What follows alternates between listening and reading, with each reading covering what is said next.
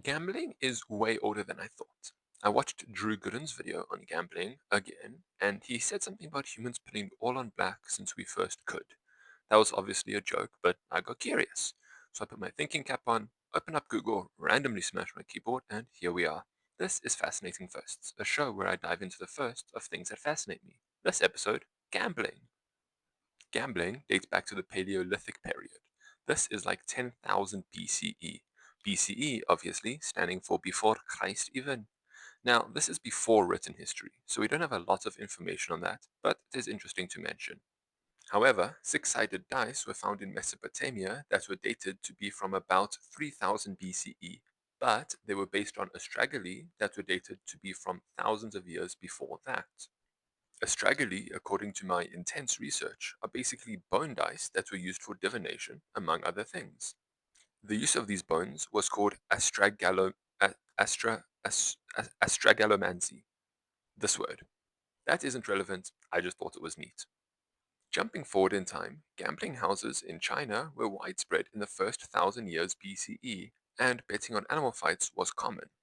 Dominoes, which was a precursor to Pai Gow, and lotto games appeared as early as the 10th century. Pai Gow, obviously, being a Chinese gambling game played with 32 Chinese dominoes.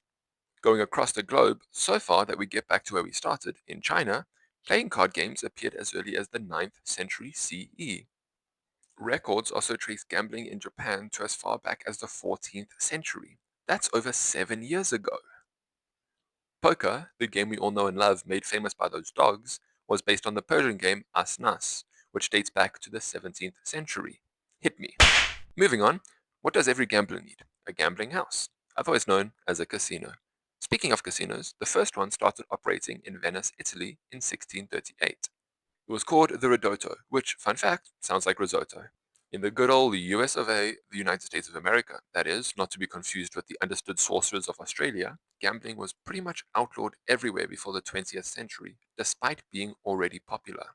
This led to the rise of the mafia and other criminal organizations, like the mob and the mafia? I already said that. You get the point. Though, as we all know, due to places like Vegas existing, we know that America doesn't mind gambling anymore. This is because of the softening of attitudes and the relaxation of laws against it. In Great Britain, Queen Elizabeth I, who ruled from November of 1558 to some unknown month in 1603, chartered a lottery that was drawn in 1569. Horse racing, you know, those animals with the hooves and the people whipping them, has been a favorite for over 300 years and has been heavily regulated.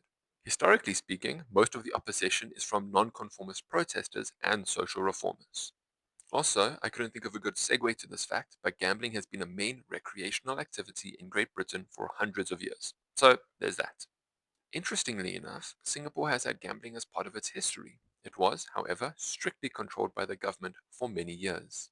You would find many illegal gambling in the mid 20th century. In 2010, everything changed when the gambling was regulated. Now, the government enforces strict laws to promote responsible gambling and to prevent illegal activities. I feel like all governments do the second part, but hey, that's what Wikipedia said. And that's it for this episode of Fascinating Firsts. I hope you enjoyed it. If you want me to talk about anything else, let me know in the comments. If you want me to talk on any part of this video deeper, you can also comment. And heck, if you're satisfied with this, go ahead and comment your credit card number just for the heck of it. Thank you for watching, and remember, 99% of gamblers quit before winning a gajillion dollars. Au revoir.